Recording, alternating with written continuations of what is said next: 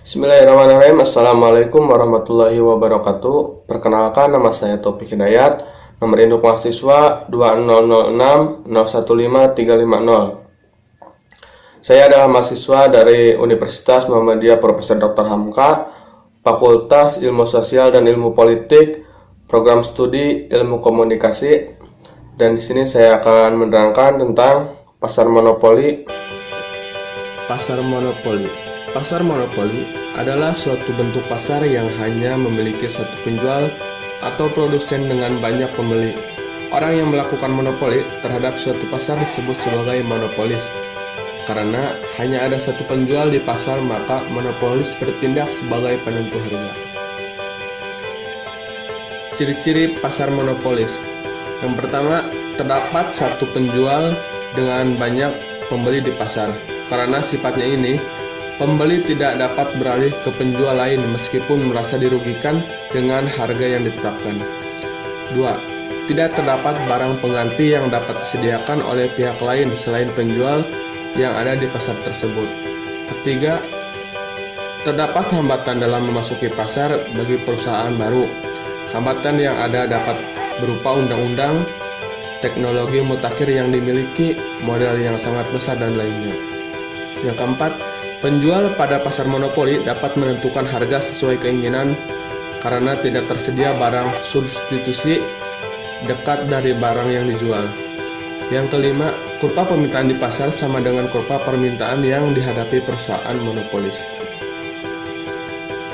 Pasar monopolis pun memiliki kekurangan, yaitu yang pertama, produsen akan dengan mudahnya mengubah harga pasar dan mengatur jumlah barang yang tersedia di pasar. Yang kedua, pembeli tidak memiliki pilihan selain produk yang dimiliki penjual monopolis. Yang ketiga, karena produk hanya dimiliki satu penjual monopolis, keuntungan pun menjadi terpusat ke penjual tersebut. Selain kekurangan yang disebutkan sebelumnya, namun pasar monopolis memiliki beberapa kelebihan juga.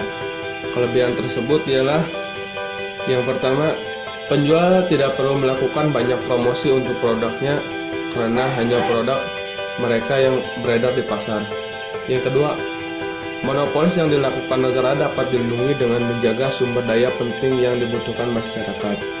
Yang ketiga, inovasi akan semakin berkembang karena setiap produsen berlomba-lomba dalam hak kekayaan intelektual. Adapun studi kasus monopoli yang dilakukan oleh PT Pertamina. Rumusan masalah, PT Pertamina merupakan satu-satunya perusahaan pemerintah yang bergerak di bidang pengadaan minyak nasional dan sekaligus pendistribusian tunggal untuk memenuhi kebutuhan minyak di Indonesia. Produk yang unik dan tanpa barang pengganti yang mendekat, serta kemampuan untuk menerapkan harga berapapun yang mereka hendaki. Pasal 33 Undang-Undang 1945 menyebutkan bahwa sumber daya alam yang dikuasai negara dan dipergunakan sebesar-besarnya bagi kemakmuran rakyat. Yang pertama, fungsi PT Pertamina sebagai pengkilang, distribusi, dan penjual minyak, dan swasta diizinkan berpartisipasi dalam upaya pengkilangan minyak, tetapi dalam penentuan harga minyak yang dijual kepada masyarakat tetap ditentukan oleh PT Pertamina sendiri. Yang kedua, terjadinya krisis minyak yang diakibatkan oleh PT Pertamina karena menaikkan harga bahan bakar minyak premium di semua wilayah Indonesia pada tahun 2009.